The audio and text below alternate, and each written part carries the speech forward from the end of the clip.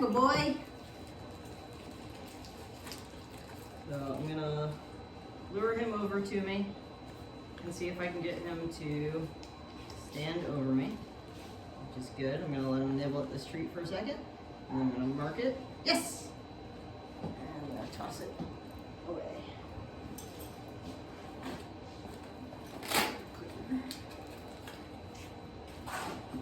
And what I'm looking for is for him to return to me. I'm gonna have him step over me, stay for a second, nibble at the treat, mark it, and toss it away.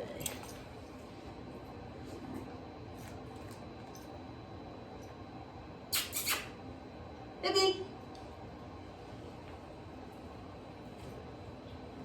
Sure.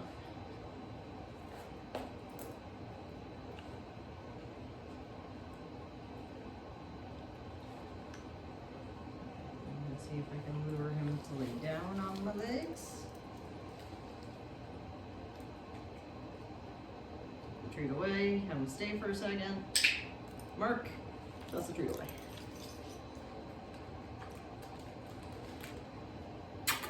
Hippie! Boop, boop, boop, boop.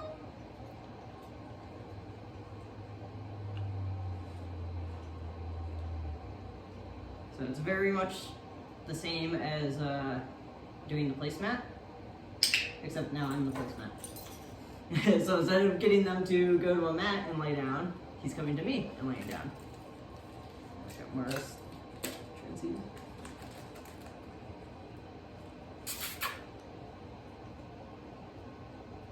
And right now I'm luring him to do all this. I'm not telling him to lay down because this isn't going to be a vocal command. Most likely it's going to be a visual or a sound. So I don't want to have to tell him. This should be just an automatic response when he gets those cues of distress. And that'll be up to the handler what cues we train him for. Hippie! But typically, most common ones are like crying and hitting yourself or any kind of like self-harm behaviors, shaking. Can also be used for waking from a nightmare. So I'm going to try this time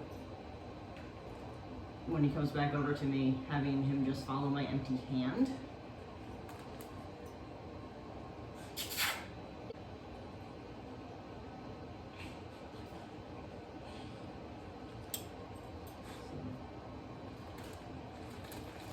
Not quite ready to do it with an empty hand yet.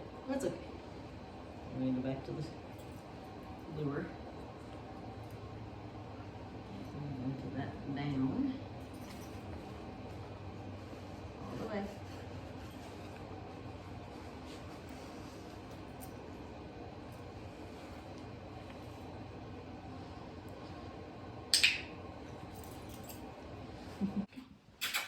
Come here.